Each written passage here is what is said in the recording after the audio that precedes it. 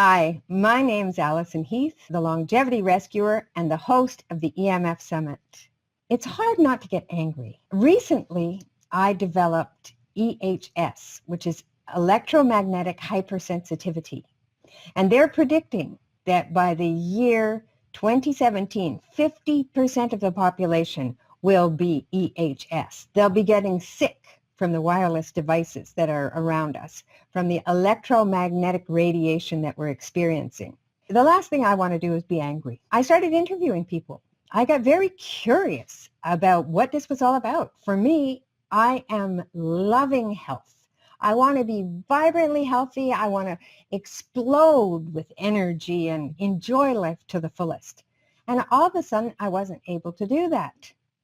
I was having all kinds of weird, uncomfortable symptoms. So I started putting together a summit for everyone to have more information, and I started interviewing all kinds of experts. I was so surprised. I thought it was money that was the big driver behind this. I thought the telecommunication industry, they're now bigger, stronger than big pharma. And they have all this lobbying money to control the government, to make the laws the way that they want. But there's one area that I didn't consider, and that is the government itself. When I started reading some of the books that were recommended to me and finding out more, I was absolutely shocked. And I have to admit, I felt angry because we have something called SAR, the Standard Absorption Rate.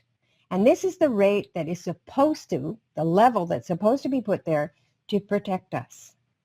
But that's not what's happening. In North America, our rate is so high compared to other countries. I think Australia, Canada, and the United States have the highest in the world. We are definitely not being protected, and we need to be. Our children are going to get ill. We are all going to have some serious problems coming down the road. And when I'm listening to some of the scientists and doctors, what they're saying is this is escalating. We are in for some big trouble. I put together a few slides from one of the scientists. He was an orthopedic surgeon in the United States. He said, the safety standards for electromagnetic radiation, that's EMR, were set higher in the 1950s to allow the military to have unlimited use of EMR technology. At the same time, American science reports suggesting EMR health effects of brain tumors, heart conditions, leukemia, cataracts, and more were ignored. The military was a major source of fundings, and reports were not followed up. The government safety levels for EMR were challenged in courts all around the world. And this comes from a movie, a documentary movie called Opening Pandora's Box. And that aired in 1984 on BBC TV. He was a pioneer in EMF non-thermal research, and he contested the government's suppression of non-thermal bioeffects. The government was saying that it wasn't happening, and he said it was.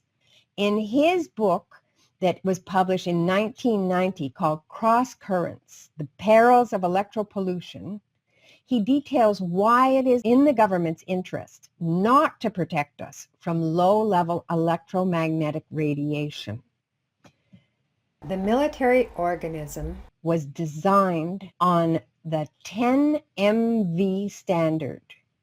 And once in place, it had to be defended against the possibility of non-thermal bioeffects. So they put that 10 MW in place, and they couldn't open it up to the fact that non-thermal, what we're getting from our cell phones and so on, isn't dangerous. The recognition and validation of these effects would mean the collapse of the total organism and the death of C31 for command, control, communications, and intelligence. Evidence for non-thermal effects was viewed as a threat to national security. So you see, it was in their interest not to protect us. Control over the scientific establishment was maintained by allocating research funds in such a way as to ensure that only approved projects, that is, projects that would not challenge the thermal effect standard, would be undertaken. In some instances, scientists were told that non-thermal effects did occur, but that national security objectives required that they be exceptionally well established before they became public knowledge. So they didn't want us to know. All of these reports shared certain characteristics. Scientific data indicating non-thermal bioeffects were either ignored or subjected to extensive and destructive review, while a statement such as "there is no evidence for any effects of pulsed magnetic fields on humans" would have been literally true, it would have ignored that many reports of such effects on laboratory animals and the fact that no actual tests had been conducted on humans. Scientists who persisted in publicly raising the issue of harmful effects from any portion of the electromagnetic spectrum were discredited and their research grants were taken away. Deployment of powerful and exotic electromagnetic systems continues, with little, if any, consideration given to the potential impact of these systems on the health and safety of the public. This is on page 297 of Cross Currents, The Perils of Electropollution by Dr. Becker. And that chapter is The Hidden Hand on the Switch, Military Uses of Electromagnetic Spectrum. Evidently, our governments have a vested interest, and still do, in not protecting us, in not raising the level of the protection that we have for wireless in schools, for smart meters rolling out, for cell phones, for all this huge amount of electromagnetic pollution that we're facing. The cell towers are going up constantly all over the place. It's very hard to escape. And so many people are contacting me since I started doing these videos and interviewing these scientists and putting together this EMF summit, explaining to me that they're very, very ill and they are refugees from the world because there's very few places where they're safe. So this is a real problem. And so many of the physicians are saying that a lot of the tumors and cancers and so on haven't manifested yet because we need 10 years. But we have children on average are being given their first cell phone when they're 9 years old. So by the time they're 19, they've already been using it for 10 years and they have a very thin skull. So this radiation is going right into their brain. It's going right into their saliva glands. It's going into their ear canal. I mean, we need to start taking a good look at this because we can protect ourselves. We can do things ourselves to make it so that we have some avoidance. We can turn off the wireless in our homes and use the old-fashioned Ethernet cable. It exists.